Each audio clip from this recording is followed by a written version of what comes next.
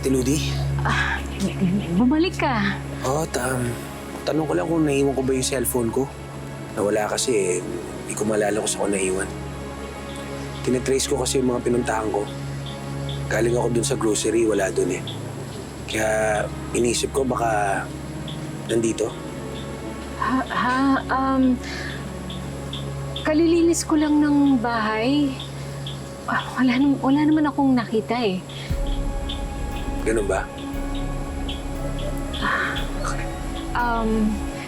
Pero kung pag nakita ko, itatabi ko.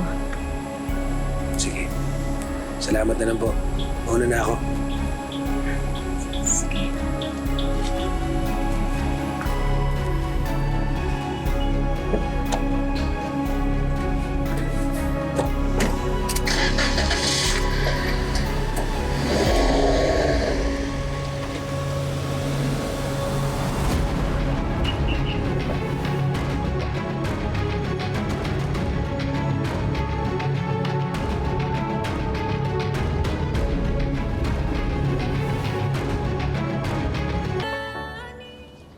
Ay, iba ang glow ng Frenny ko. Nadiligan yarn.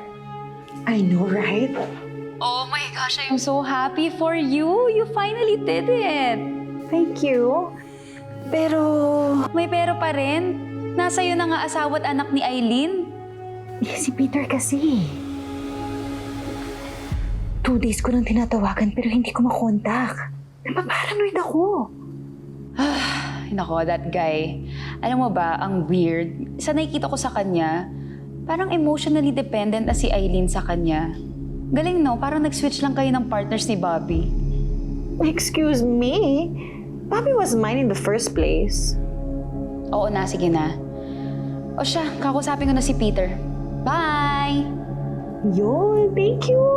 Thank you. Bye!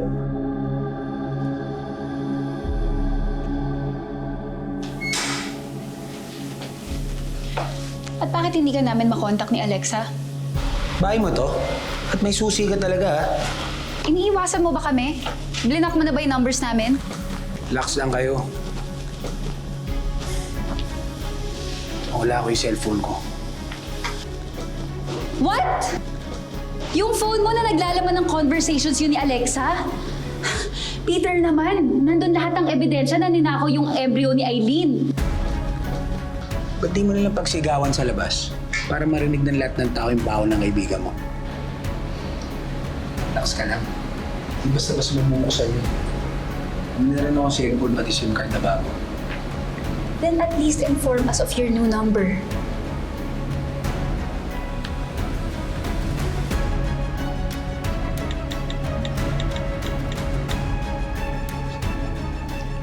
Simple-simple, di ba?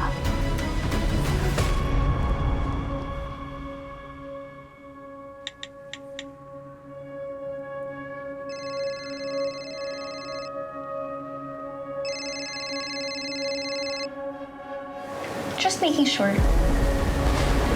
Running. Wala ka bang patubig dyan? Or caviar at least? Something. Ready to leave? Yes. Just in time. Let's go.